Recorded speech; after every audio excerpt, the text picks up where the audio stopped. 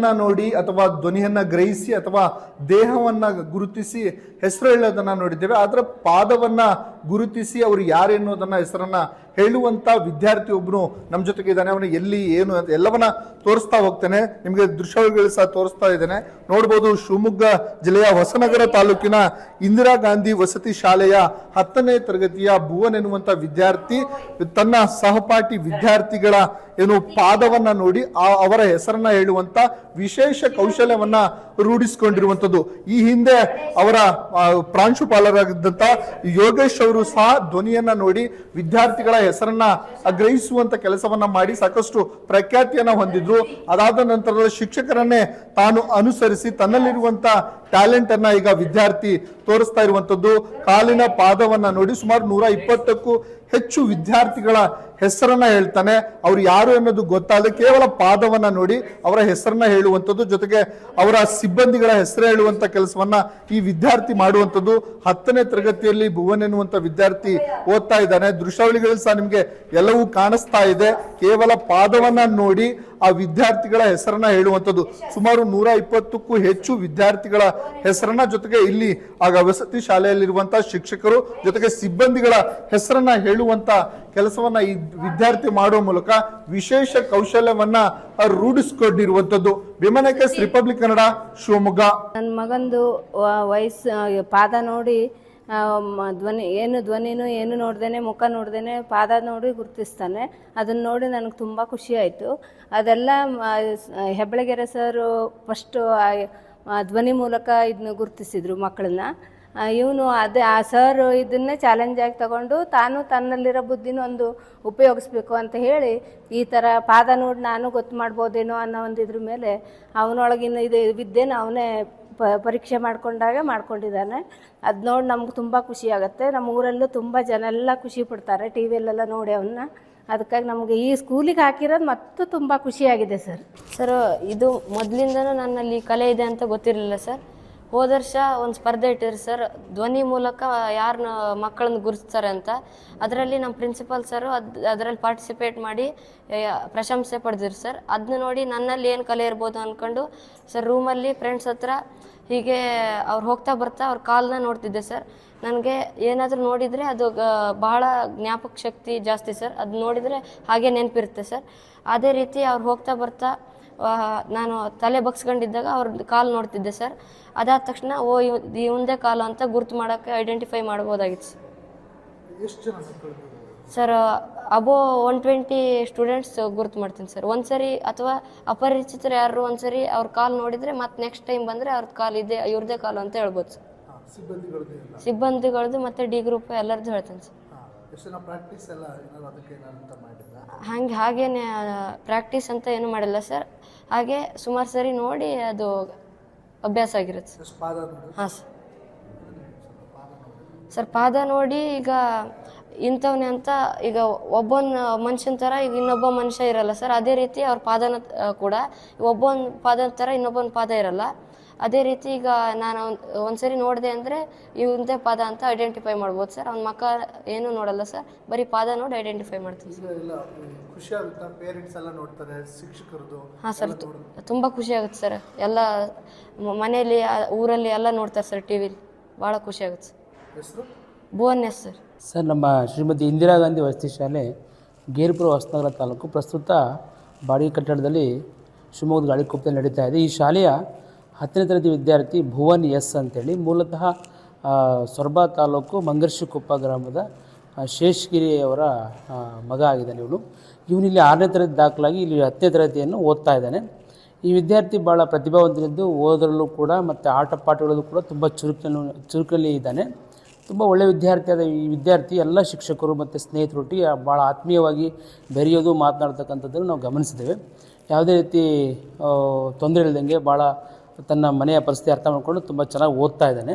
So ಈ ನಡುವೆ ಕಳೆದ ವರ್ಷ ನಮ್ಮ ಇಲಾಖೆಯಿಂದ ಮಕ್ಕಳ ಮತ್ತು ಶಿಕ್ಷಕರೊಡನೆ ಒಡನಾಟ ಹೇಗಿರುತ್ತೆ ಅನ್ನೋದಕ್ಕೋಸ್ಕರ ಒಂದು ಸ್ಪರ್ಧೆ ಥರ ಇಟ್ಟಿದ್ರು. ಏನಪ್ಪ ಅಂದರೆ ಮಕ್ಕಳ ಧ್ವನಿ ಮೂಲಕ ಮುಖ ನೋಡಿದರೆ ಗುರುತಿಸೋದು ಹೇಗೆ ಅಂತಕ್ಕಂಥ ಒಂದು ಸ್ಪರ್ಧೆಯನ್ನು ಇಟ್ಟಿದ್ರು.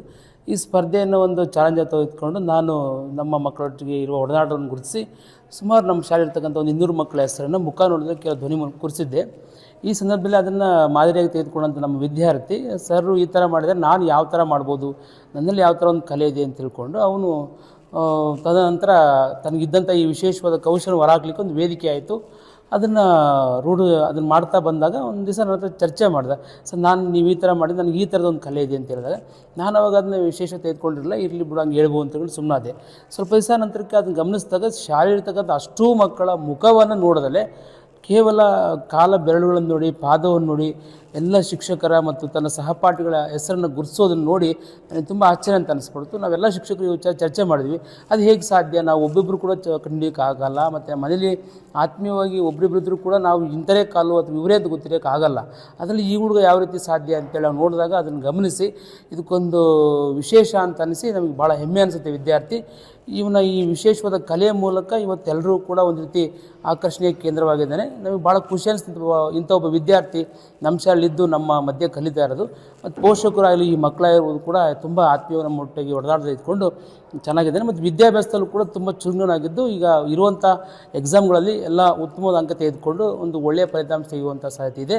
ಸೊ ಈ ಮೂಲಕ ಅವನ ಭವಿಷ್ಯ ಉಜ್ವಲವಾಗಲಿ ಅಂತೇಳಿ ನಾನು ಆಶೀರ್ವದಿಸ್ತೇನೆ. ಅವನಲ್ಲಿ ಕಲೆ ಐತೆ ಅಂತ ನಮಗೂ ಸಹ ಗೊತ್ತಿಲ್ಲ ಇತ್ತು.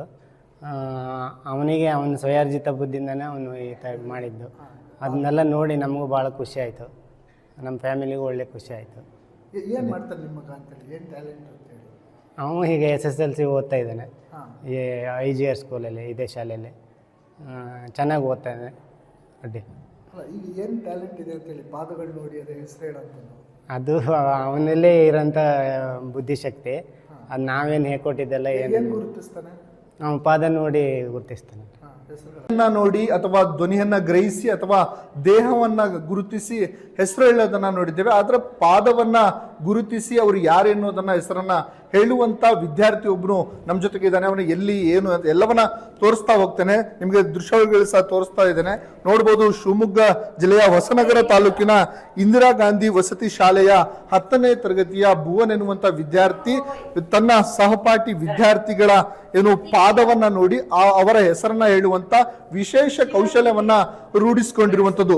ಈ ಹಿಂದೆ ಅವರ ಪ್ರಾಂಶುಪಾಲರಾಗಿದ್ದಂತ ಯೋಗೇಶ್ ಅವರು ಸಹ ಧ್ವನಿಯನ್ನ ನೋಡಿ ವಿದ್ಯಾರ್ಥಿಗಳ ಹೆಸರನ್ನ ಗ್ರಹಿಸುವಂತ ಕೆಲಸವನ್ನ ಮಾಡಿ ಸಾಕಷ್ಟು ಪ್ರಖ್ಯಾತಿಯನ್ನ ಹೊಂದಿದ್ರು. ಅದಾದ ನಂತರದ ಶಿಕ್ಷಕರನ್ನೇ ತಾನು ಅನುಸರಿಸಿ ತನ್ನಲ್ಲಿರುವಂತ ಟ್ಯಾಲೆಂಟ್ ಅನ್ನ ಈಗ ವಿದ್ಯಾರ್ಥಿ ತೋರಿಸ್ತಾ ಇರುವಂತದ್ದು. ಕಾಲಿನ ಪಾದವನ್ನ ನೋಡಿ ಸುಮಾರು 120ಕ್ಕೂ ಹೆಚ್ಚು ವಿದ್ಯಾರ್ಥಿಗಳ ಹೆಸರನ್ನ ಹೇಳ್ತಾನೆ. ಅವ್ರು ಯಾರು ಅನ್ನೋದು ಗೊತ್ತಾಗದೆ ಕೇವಲ ಪಾದವನ್ನ ನೋಡಿ ಅವರ ಹೆಸರನ್ನ ಹೇಳುವಂಥದ್ದು, ಜೊತೆಗೆ ಅವರ ಸಿಬ್ಬಂದಿಗಳ ಹೆಸರು ಹೇಳುವಂತ ಕೆಲಸವನ್ನ ಈ ವಿದ್ಯಾರ್ಥಿ ಮಾಡುವಂಥದ್ದು.